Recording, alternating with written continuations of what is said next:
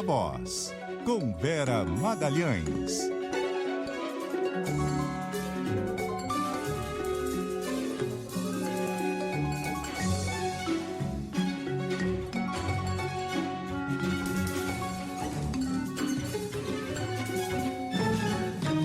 Vera Magalhães, muito boa noite, tudo bem? Oi, Débora, boa noite, tudo bom? Boa noite, Nadédia, boa noite aos ouvintes e também a quem nos assiste. Uma ótima semana para todos nós. Boa noite, Vera.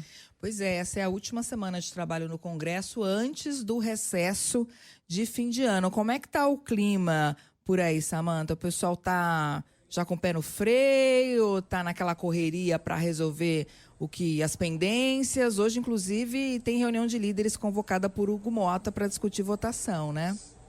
Isso, Débora, Vera e Nadédia, boa noite para vocês. Olha, mais num sentimento de pé no freio do que de aceleração, como foi na semana passada. Esse, pelo menos, aí é o pedido de vários dos líderes aqui da Câmara dos Deputados, inclusive a sessão remota é um indicativo nesse sentido.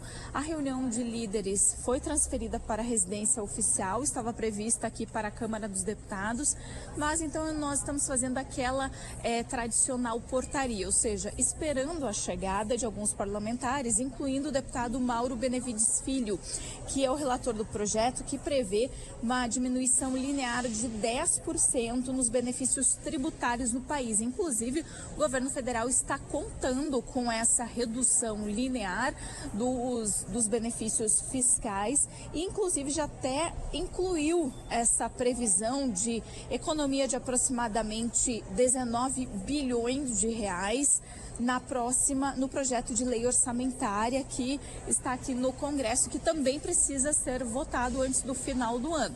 Mas é um indicativo de votação do orçamento nos próximos dias e indicação de que esse projeto pode sim entrar na pauta. É claro que a questão das cassações, incluindo aí de ramagem, também foi um tema alvo de discussão. Não sabemos ainda qual será a decisão do presidente Hugo Motta, mas fato é que o ministro Alexandre de Moraes determinou hoje o início do processo de extradição, encaminhando então uma solicitação à Secretaria Judiciária do STF, a notificação ao Ministério da Justiça para que sejam encaminhados todos os documentos traduzidos para o inglês para serem encaminhados aí para o governo americano.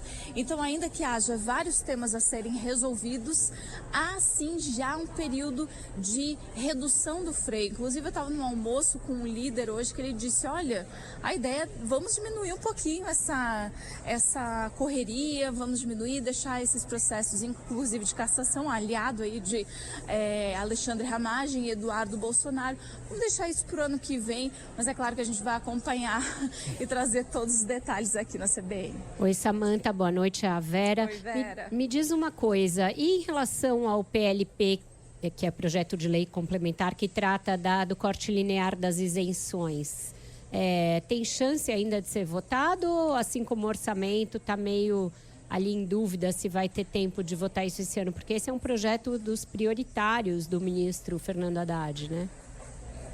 Assim, tem chance, Vera, tem chance sim.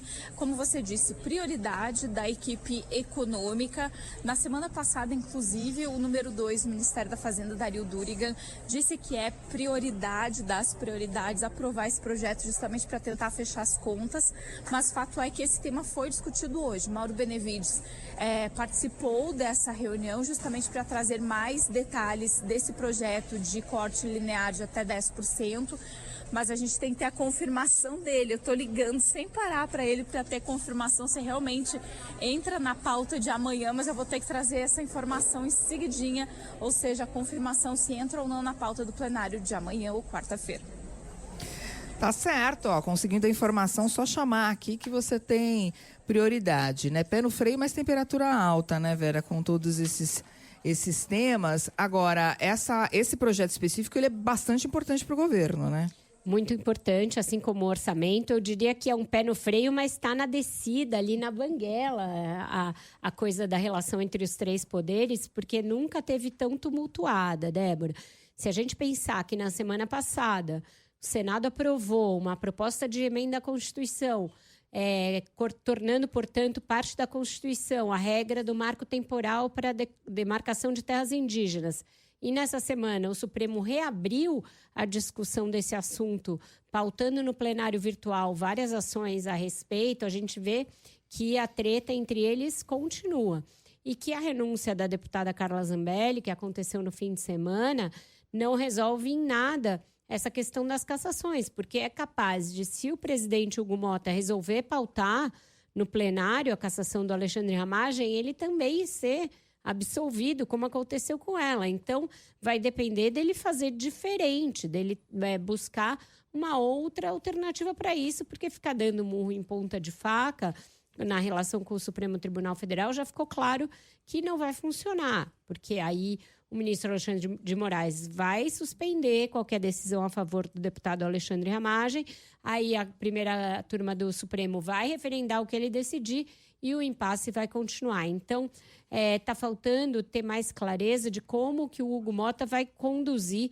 esses campos minados aí em relação à situação do deputado Alexandre Ramagem e a esses outros projetos. Tem um zum grande na Câmara de que ele pode não pautar o projeto que corta as isenções em 10% e que é fundamental para fechar o arcabouço fiscal, como uma represália a uma outra queda de braço que existe com o Supremo, que é em relação às emendas.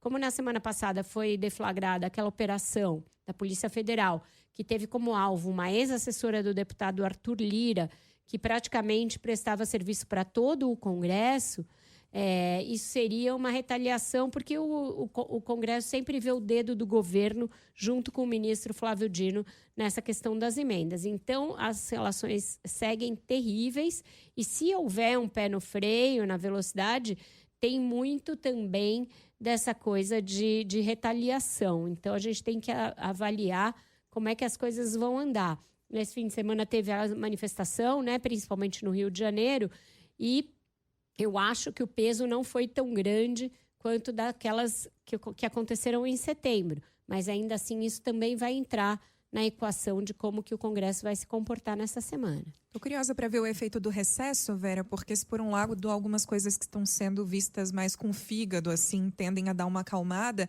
o diálogo fica muito mais travado, né? Fica. Para quem está no meio da fervura, de repente essa pausa é boa. É boa para serenar um pouco os ânimos e é boa para acalmar. Estava conversando com o ministro, olha, tem chance de não aprovar o orçamento de novo, como no ano passado. Ele me falou, olha, para o Haddad, para a equipe econômica, isso aí é ótimo. Porque se não aprovar o orçamento, o que diz a regra? Até o momento em que ele não estiver aprovado, você só executa 1/12 do orçamento. Então, o total do orçamento você divide por 12 e a cada mês você só pode executar 1/12. E aí a lei eleitoral proíbe que se faça gastos discricionários, ou seja, despesas não obrigatórias depois de um certo período, por conta do processo eleitoral. Então, a janela para gastar fica bem menor, vira uma janelinha, na verdade. E isso ajuda o Haddad a fazer superávit, que é o que ele tem que fazer o ano que vem. Então, para o ministro da Fazenda, não é tão ruim não aprovar o orçamento. É lógico que para as tais entregas que o governo quer fazer, é ruim. Mas para a Fazenda, é meio música para os ouvidos ter um certo freio nos gastos logo no comecinho do ano. Ainda a respeito do Congresso, a gente teve hoje declarações do presidente Lula. Quem acompanhou esse assunto foi a Karen Lemos, que está com a gente aqui em São Paulo. Boa noite, Karen. Boa noite, Nadégia, Vera, também Débora e os ouvintes. Foi isso mesmo, o presidente Lula, ele agradeceu o trabalho do Congresso Nacional em meio a essa crise vivida pelos poderes. No evento em Brasília, Lula disse ser muito grato tanto à Câmara quanto ao Senado pela aprovação de projetos de interesse do governo, principalmente na área econômica. Eu sou muito grato a tudo que o Congresso fez por nós nesses 3 anos de governo. Tanto o Senado como a Câmara. Aquilo que eles não aprovaram, possivelmente porque a gente não teve capacidade de convencê-los a aprovar. Outras coisas que era uma questão mais ideológica, e é uma questão mais ideológica, é uma questão partidária. Mas na questão econômica, na questão do benefício desse país, o Congresso foi muito correto nesse tempo todo com o meu governo. O presidente Lula também reconheceu que não tem maioria no Congresso, mas ele até usou uma metáfora do futebol para reforçar que crises como essa podem ser superadas. Quando eu cheguei na presidência, eu tinha 70 deputados em 513. Eu tinha 9 senadores em 81. Quantos de vocês pensaram, não dá para governar? E nós não tivemos um projeto importante que não foi votado e aprovado. Com a contribuição do Congresso, dos partidos políticos, daqueles que votaram em mim, daqueles que votaram contra, daqueles que votaram em outro. Porque a arte de governar é a arte de disputar uma eleição. Uma eleição é como um jogo de futebol, você dá canelada para cá, canelada para lá. Terminou a eleição, nós vamos tratar de fazer com que as coisas deem certo nesse país. Bom, essa fala do presidente aconteceu em meio a desentendimentos entre Planalto e Congresso, desde a votação do PL da dosimetria, que prevê redução de até 2/3 da pena aos réus que participaram daqueles atos da invasão do sede dos 3 poderes em 8 de janeiro. O texto ele foi aprovado na Câmara na semana passada, a gente lembra aqui, está nas mãos do Senado agora e lembrando que foi alvo de atos agora no domingo em várias capitais do país. Em São Paulo a gente esteve lá, teve participação de ministros do Lula, como Guilherme Boulos, da Secretaria-Geral da Presidência, e também Paulo Teixeira, Desenvolvimento Agrário. Eles estavam nesse protesto, conversaram com jornalistas, inclusive com a CBN também, e eles foram bem críticos a essa aprovação do PL da dosimetria na Câmara, mostrando bem aí, né, como essa crise ela está instalada e Lula tentando aí, então, fazer um meio de campo, né, para usar também a metáfora de futebol que foi usado por ele na Déja. Obrigada, Karen Lemos. Às vezes o Lula morde e assopra, mas hoje ele só assoprou, né, Vera? Hoje foi um tal de assoprar, abanar, estender ali uma esteira, abrir a sombrinha, totalmente paz e amor com o Congresso. Faz sentido, né? No fim do ano, tá querendo fazer aquilo que a gente falou, distensionar um ambiente que está muito carregado, muito pesado. Ele está vendo as dificuldades pelas quais a direita passa. Ele ficou satisfeito na semana passada pelo fato dos Estados Unidos terem revogado as sanções contra o ministro Alexandre de Moraes e a sua mulher pela Lei Magnitsky. Ele foi creditado quanto a isso pelo ministro Alexandre de Moraes num evento que teve no fim da semana passada. Foi um evento em que ele também brincou com o prefeito Ricardo Nunes, brincou com o governador Tarcísio de Freitas. Então, o presidente parece querer terminar esse ano surfando nas boas notícias da economia, pelo fato do país estar tendo um pleno emprego. Vai ter um crescimento ainda esse ano, teve crescimento ano passado, ano retrasado. Então, ele parece querer enaltecer o que foi bom e não carregar tanto nas tintas do que foi ruim. Isso parece ser uma estratégia, inclusive para as pesquisas. Essa semana a gente sabe que tem uma pesquisa Quest aí, que vai apontar se houve melhora ou não na popularidade dele, nas suas chances eleitorais, né, na intenção de voto manifestada no presidente e nos candidatos da oposição. Então, Lula vai se preparando para entrar no ano eleitoral na sua skill, né, na sua roupagem paz e amor, que é uma persona conhecida do presidente. Ele vira e mexe, adere a esse personagem que fala só das coisas boas e que tenta fazer esse meio de campo, como a Karen falou. Agora, Vera, o projeto da dosimetria lá no Senado, essa história, enfim, vamos ouvir aqui a sua análise e trazer algumas informações. Primeiro tivemos, você citou já as manifestações do fim de semana, menor do que as esperadas, mas ao que parece, do que o que era esperado, mas ao que parece, boa parte do Senado não quer aprovar o projeto como ele veio da Câmara, ou seja, possibilitando que outros criminosos, além dos condenados pelos atos golpistas, também se beneficiem. Hoje, o relator do projeto disse ao jornal O Globo, o senador Espiridião Amin, do PP, que o relatório vai incorporar emendas para restringir expressamente o alcance da proposta aos condenados pelos atos golpistas de 8 de janeiro, que é justamente para tentar corrigir essas brechas. Segundo a mim, ao menos 2 emendas foram apresentadas no Senado e caminham nesse sentido. Uma dessas emendas é do senador Otto Alencar, do PSD, e outra do senador Sérgio Moro, do União Brasil. Hoje, o senador Otto Alencar conversou aqui com a Cássia Godoy e com o Milton Jung no jornal da CBN. Inclusive, ele chamou o projeto de pró-facção e disse que, do jeito que ele está, ele não vai ser aceito pela casa. O relator ele tem consciência de que a anistia é impossível de ser aprovada pela inconstitucionalidade. É claro que ele colocou essa posição, mas certamente ele já está entendendo também, como outros tantos senadores que eu já conversei, que até esse projeto que é de lei ordinária, ele não terá condição de ser aprovado na CCJ e no plenário do Senado Federal.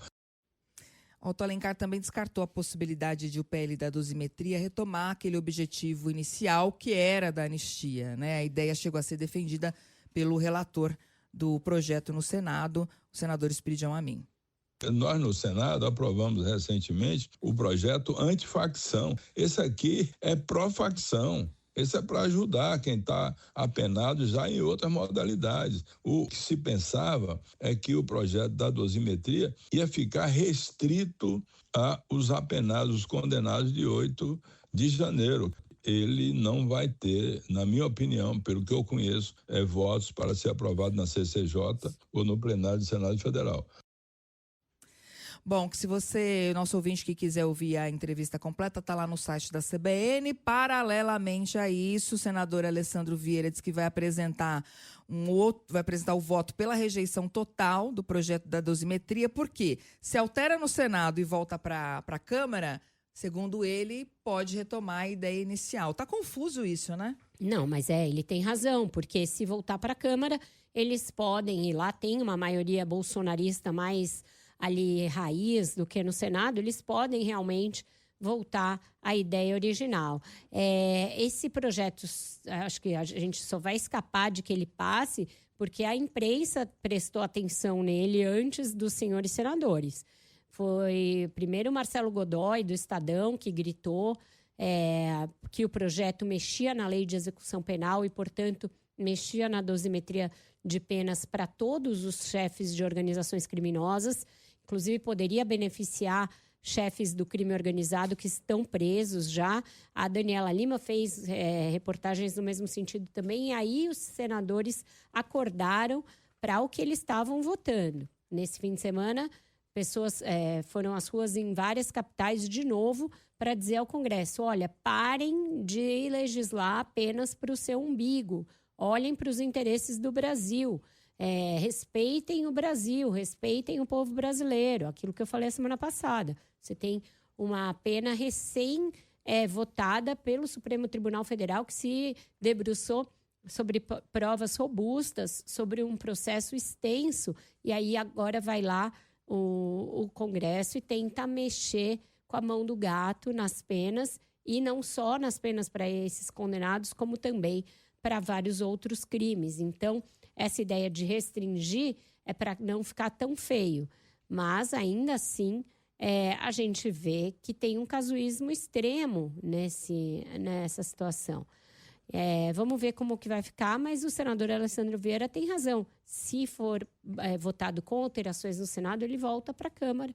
E aí a gente pode ver restituído esse projeto com o conteúdo dele bastante questionável. Eu digo confuso até em relação ao trâmite, né? Porque diante dessa discussão tem essa questão de um novo texto, aí pode ser mexido. Agora, é uma pauta cara para a oposição. Nesse vai e vem, esse tema pode cair ou não? Ou eles vão insistir nisso?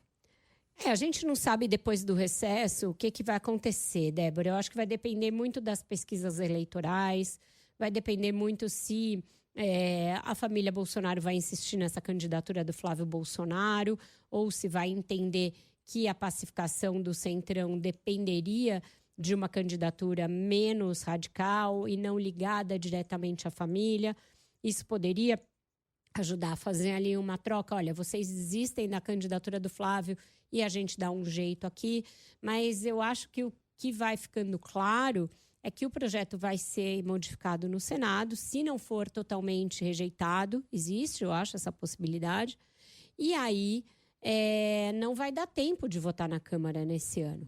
Então, a gente vai ter todo esse recesso para essas articulações políticas dos dois lados.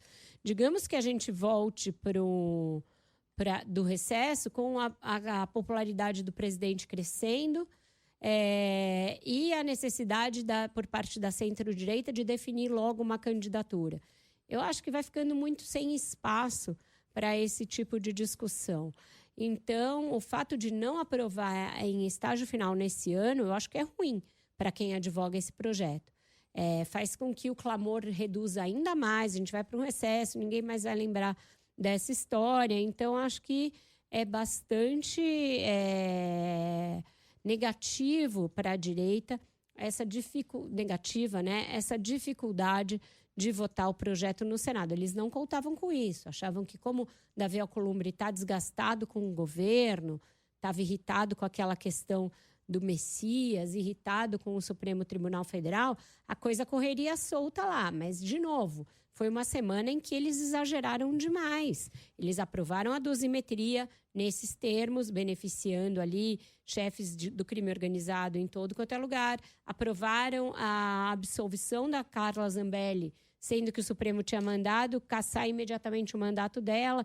Então, foram longe demais. O Supremo deu uma puxada radical no freio. A imprensa mostrou os absurdos desse projeto, que realmente é um projeto que beneficia as facções. Ficou claro que ele era absolutamente incompatível com outro projeto, o projeto de lei antifacção. E também as pessoas foram às ruas, voltaram às ruas, puxadas de novo pela classe artística.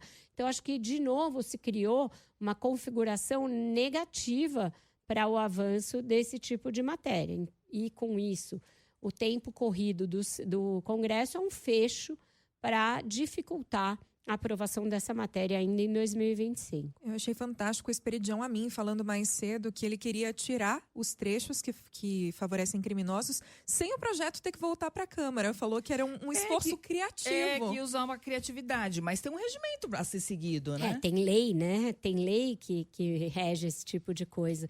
E criatividade a serviço de beneficiar uma pessoa e o seu grupo mais próximo. Então, realmente, estão brincando com a cara das pessoas, né? Quando os artistas vão à rua com o lema "Respeitem o Brasil", é isso. Essas pessoas precisam se dar o respeito e entender que legislar não é molecagem, não é você brincar de fazer qualquer coisa que dá na sua veneta. Existe um rito a ser cumprido e esse é um dos mais clássicos de todos. Uma coisa que é alterada. Porque tem isso, de vez em quando se tenta fazer isso. Quando você só suprime alguma coisa, então não precisa voltar para a Câmara. Isso já foi feito algumas vezes. Também acho que já é uma gambiarra. Mas nesse caso não tem só como você suprimir. Você vai ter que mudar a redação. Se você altera a redação, não tem criatividade que faça com que não volte para a casa original, que é a Câmara. Muito bem, a gente faz um intervalo. Na sequência tem Repórter CBN e a gente volta com mais Viva Voz.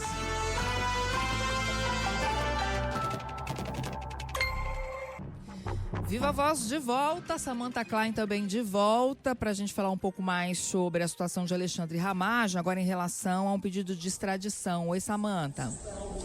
Oi, Débora. Olha, o ministro Alexandre de Moraes determinou hoje que a Secretaria Judiciária da Corte dê início a esse processo de extradição do deputado Alexandre Ramagem. Lembrando que desde setembro ele está nos Estados Unidos. O ex-diretor-geral da ABIN saiu do país logo depois de ter sido condenado a 16 anos, 1 mês e 15 dias de prisão por organização criminosa, abolição violenta do Estado Democrático de Direito, além de golpe de Estado. Tudo isso como uma condenação no núcleo central da trama golpista. E aí, nessa decisão, um despacho de 3 páginas, o ministro Alexandre de Moraes determinou que a Secretaria Judiciária, portanto, envie ao Ministério da Justiça a relação de todos os documentos que precisam ser todos traduzidos para o inglês e encaminhados ao governo federal. Na reunião de líderes, ao contrário da expectativa, não se falou de Alexandre Ramagem, pelo menos informações dos líderes que estão passando por aqui. Na chapelaria da Câmara dos Deputados, Lindbergh Farias, que é líder do PT, disse que o tema não foi tratado, pelo menos neste momento. Mas antes desta reunião, o líder do PL, Sóstenes Cavalcante, teve um encontro com Hugo Mota. E aí eles podem sim ter tratado desse tema. Com vocês. Obrigada, Samantha, pelas informações. Inclusive, o líder do PL disse que Alexandre Ramagem só considera renunciar se conseguir asilo político nos Estados Unidos. Ele que fugiu hoje, o diretor-geral da PF, Andrei Rodrigues, numa conversa com jornalistas, explicou como é que ele saiu do país, né? Foi para Guiana, sem passar por nenhum posto migratório. De lá ele pegou um voo para os Estados Unidos e entrou com passaporte diplomático, que ainda não tinha sido cancelado. Inclusive, isso é uma falha também na comunicação dos sistemas. E chegando lá, segundo o Sóstenes, ele pediu asilo político aos Estados Unidos. E essa extradição dependeria de uma concordância por parte de Donald Trump? Depende, porque o processo de extradição entre o Brasil e os Estados Unidos, que foi selado por um tratado lá nos anos 60 ainda, ele prevê que o Departamento de Estado norte-americano dá a palavra final. Então, não é algo automático, não é algo que a justiça brasileira pede e os Estados Unidos automaticamente têm de cumprir. Então, tem aí uma decisão discricionária por parte do governo americano. Se a gente for pegar, né, a situação das relações entre os dois países lá no meio do ano, a gente diria que existe uma grande chance do Departamento de Estado não só negar o pedido de extradição do Ramagem, como conceder a ele algum tipo de asilo de fato. Mas agora as coisas mudaram um pouco de figura. Nos últimos meses a gente viu os Estados Unidos sustarem o tarifaço para uma série de outros produtos, além daqueles que estavam nas exceções inicialmente. E agora, na semana passada, sustar também as sanções de ordem política contra o ministro Alexandre de Moraes, que eram as mais ligadas ali diretamente à situação do Jair Bolsonaro. Os Estados Unidos fizeram isso sem fazer nenhuma menção ao Jair Bolsonaro. Houve uma tentativa de reinterpretar a realidade no fim de semana por parte dos bolsonaristas, que disseram, olha só, que a suspensão da lei Magnitsky para o Alexandre de Moraes só aconteceu porque avançou o projeto da dosimetria. E isso não é verdade, não tem nada a ver com nada essa interpretação, porque isso já estava sendo negociado pelo governo brasileiro. O chanceler Mauro Vieira já tinha tido conversas com o secretário ali de Estado dos Estados Unidos, o Marco Rubio, e isso já estava na mesa. Não teve nenhuma condicionante ligada ao avanço do projeto da dosimetria, o fato deles terem suspendido a aplicação da lei Magnitsky para o ministro Alexandre de Moraes. Então, nesse novo patamar das relações entre Brasil e Estados Unidos, eu acho complicado imaginar que os Estados Unidos vão conceder esse asilo. Não é mais tão automático quanto foi antes. Pode acontecer? Claro, pode acontecer. A gente sabe que as decisões do governo Trump também têm esse caráter aí de sempre serem surpresa, nunca serem absolutamente previsíveis. Mas não é mais tão simples quanto era lá no meio do ano. O caminho está se fechando muito, né, Vera? Porque não tem outra possibilidade além dessa que já é escassa. Se fosse o caso de ser através da Câmara, como aconteceu com Carla Zambelli, é só o Supremo anular de novo, como certamente aconteceria. Certamente aconteceria, certamente acontecerá se acontecer. Pode ser que o Hugo Mota vá adiar, deixar para o ano que vem, na esperança de que alguma coisa se acerte, ou que ele renuncie, ou que o asilo seja concedido, ou que ele seja extraditado, enfim, deixar como está para ver como é que fica. Mas ainda assim, a decisão que existe do Supremo tem que cassar imediatamente da posse ao suplente. É a mesma decisão que já havia lá no trânsito final em julgado, é a mesmíssima decisão do caso da deputada Carla Zambelli e que foi reiterada agora, quando a primeira turma se debruçou sobre aquela decisão esdrúxula da semana passada que salvava o mandato da deputada, quando o Supremo tinha uma determinação expressa para cassar. Então, ali, eles reiteraram a jurisprudência isso não é uma decisão da Câmara. A Câmara tem de executar a ordem do Supremo e vale, portanto, para o deputado Alexandre Ramagem. Se o presidente da casa, Hugo Mota, resolver ganhar tempo e deixar isso para o ano que vem, pode ser que o Supremo reitere que ele tem de fazer isso agora, tem de fazer isso antes. Então, tem ainda esse impasse constituído e eu acho que se eles tiverem que esperar ou a extradição ou mesmo alguma decisão sobre concessão de asilo, isso não vai acontecer tão já, não pode não acontecer tão logo. Agora, Vera, se o Ramagem renunciar, assim como fez Carla Zambelli, mesmo assim eles perdem os direitos políticos? Sim, porque a lei da ficha limpa diz que quando você tem uma condenação transitada em julgado por um órgão colegiado, como é a primeira turma do Supremo Tribunal Federal, você fica inelegível automaticamente. Então, não cabe a ideia de renunciar para escapar à inelegibilidade, porque a lei da ficha limpa torna tanto um quanto a outra inelegíveis. Bom, vamos voltar para a Câmara dos Deputados. A gente falava na abertura aqui do Viva Voz sobre a situação da pauta. A Samantha Klein continua por lá e agora tem atualizações para a gente, né, Samantha? Isso, Nadege, atualizando a pauta, falando da pauta econômica, o que ficou definido nesta reunião de líderes que aconteceu na residência oficial da presidência. Se definiu, portanto, por uma pauta mais consensual. Hoje deve ser votado aí o relatório da segunda parte da reforma tributária, ou seja, as modificações que vieram no Senado, e para amanhã está previsto o projeto de corte linear dos benefícios fiscais, ou seja, tem uma previsão de diminuição dessa renúncia fiscal em cerca de quase 20 bilhões de reais, e o governo considera que esses valores são cruciais para fechar o orçamento do ano que vem. Além disso, outras pautas ali importantes e mais polêmicas ficaram para o ano que vem, todas essas pautas ligadas à segurança. PEC da segurança, que é relatada pelo deputado Mendonça Filho, tem muitas divergências, os líderes que estão passando aqui pela chapelaria da Câmara afirmam isso, que realmente foi um acordo entre os líderes para deixar para o ano que vem. O mesmo vai acontecer com o PL antifacção, que deve ficar também para o ano que vem. Voltando ainda à pauta da economia, o orçamento para o ano que vem deve ser votado na próxima quinta-feira. Com vocês. Obrigada, Samantha Klein. Tá aí a definição então, né, Vera? É isso, definiram a pauta. Vamos ver se o governo tem êxito aí em aprovar o seu projeto, que é super prioritário, e como é que segue aí essa indefinição quanto ao Ramagem. Essa é a principal cena dos próximos capítulos.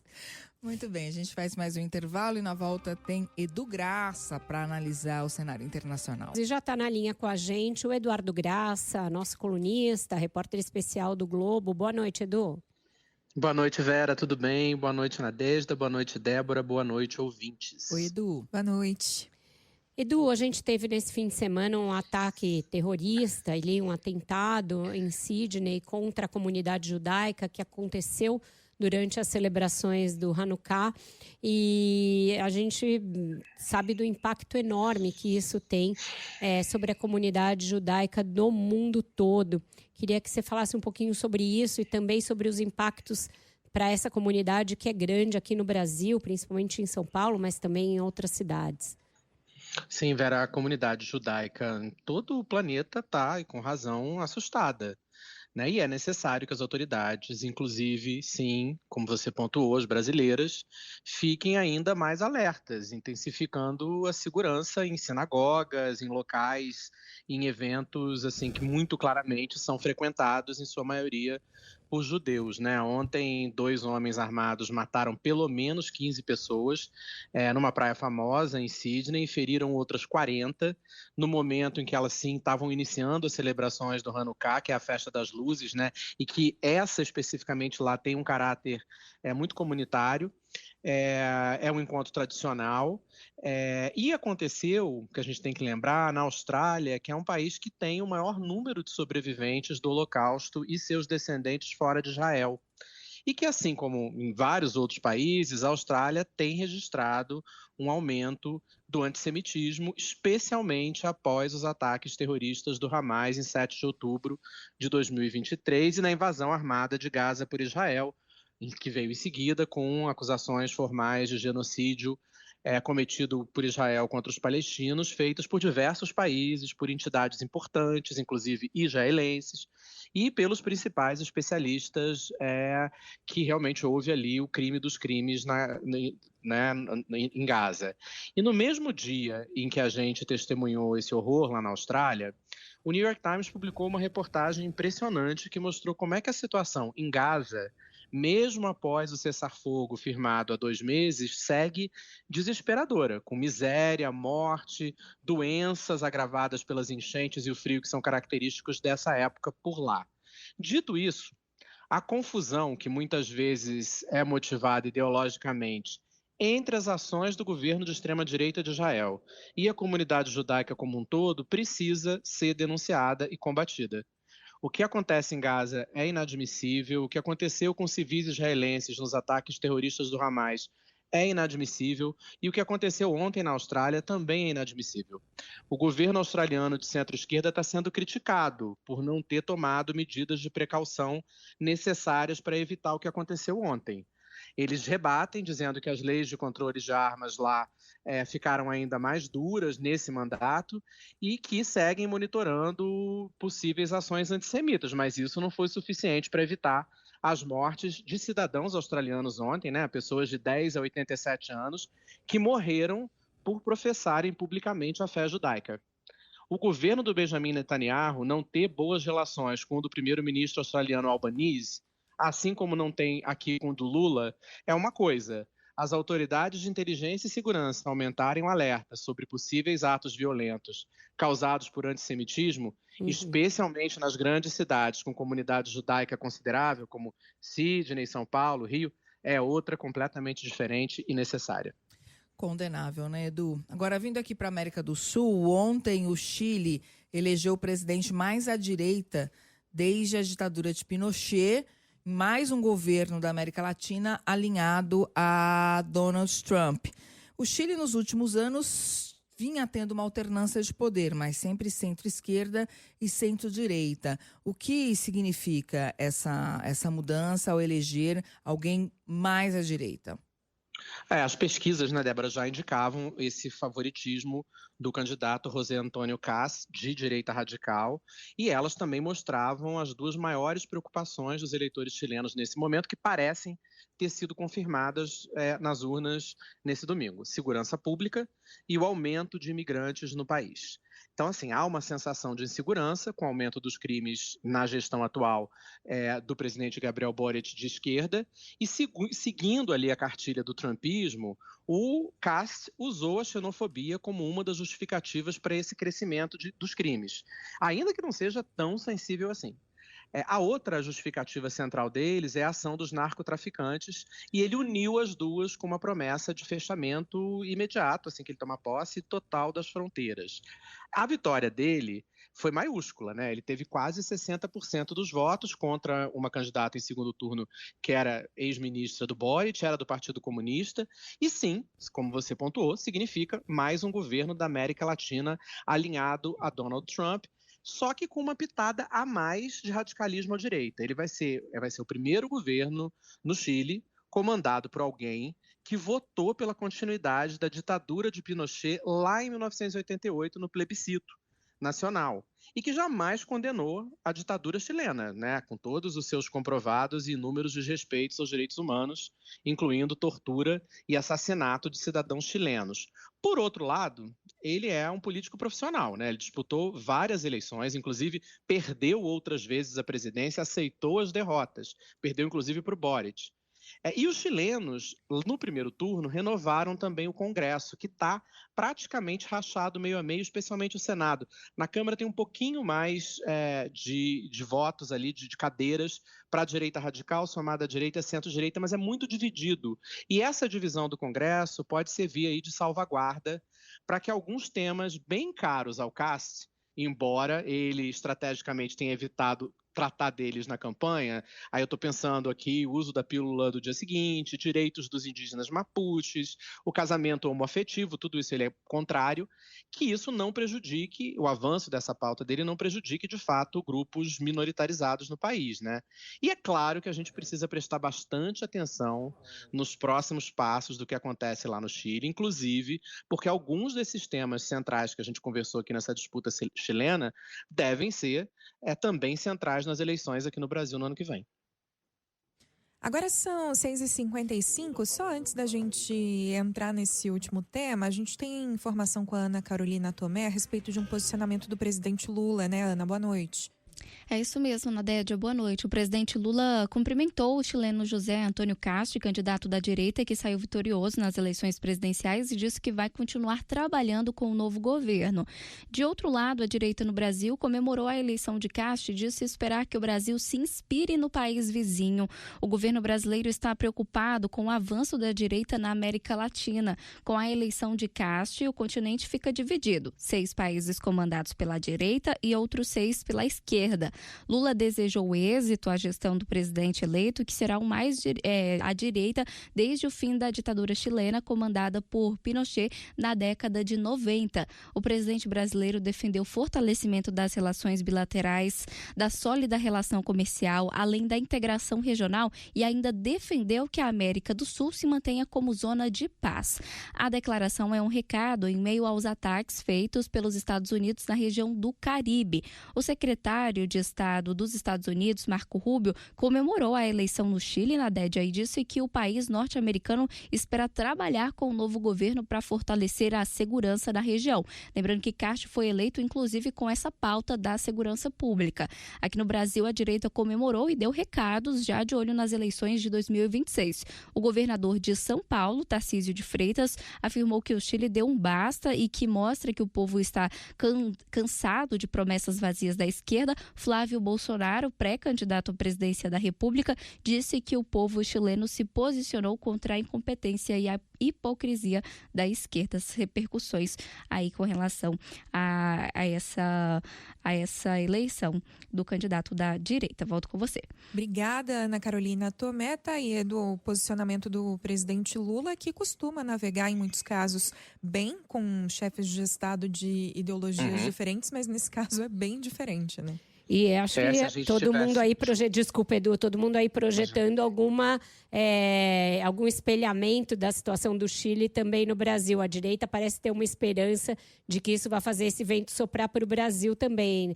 Não é bem assim, né? As coisas não são tão imediatas, né? Exatamente, era o que eu estava pensando, Vera, e você falou exatamente o que eu estava pensando. E se a gente tivesse combinado que essa declaração do Lula fosse repercutida agora aqui, seria perfeito, né? E deu exatamente quando a gente estava falando sobre isso. E lembrar que a última vez em que a Secretaria de Estado americano foi tão enfática sobre a vitória de alguém da direita no Chile foi com Henry Kissinger e Pinochet. Então vamos esperar que dessa vez seja um pouco diferente. Exatamente. É isso, Eduardo Graça com a gente todas as segundas-feiras, tratando do cenário internacional, falando um pouquinho de Donald Trump, mas não só, como vimos hoje. Obrigada, Edu. Até semana que vem. Obrigado, até semana que vem, gente. Um abraço. Até, Edu. Até. Muito bem, semana só começando, hein, Vera? Amanhã tem mais. É isso, ficou com um gostinho de cenas do próximo capítulo esse programa de hoje, porque tem muita coisa ainda por definir. Vai ser uma semana quente, mas é a última útil do ano. Então, você já fica com a gente, cola com a gente todos os dias às 6h, que vem muita coisa por aí. O Wender estava achando que por ser uma semana antes do Natal, ia ser uma semana tranquila, calma. Não, isso é Brasil. Hoje a gente estava discutindo sobre prazo ali para fechar a coluna do Globo, né? Aí uma outra colunista falou, você vai antecipar a sua coluna? Eu falei, acho que não. Ela falou, a gente não mora na Noruega, né? Muito bom. Então não tem antecipação. É comer o peru e escrever a coluna, porque tem notícia até o último dia, gente. Tchau. Tchau, Vera.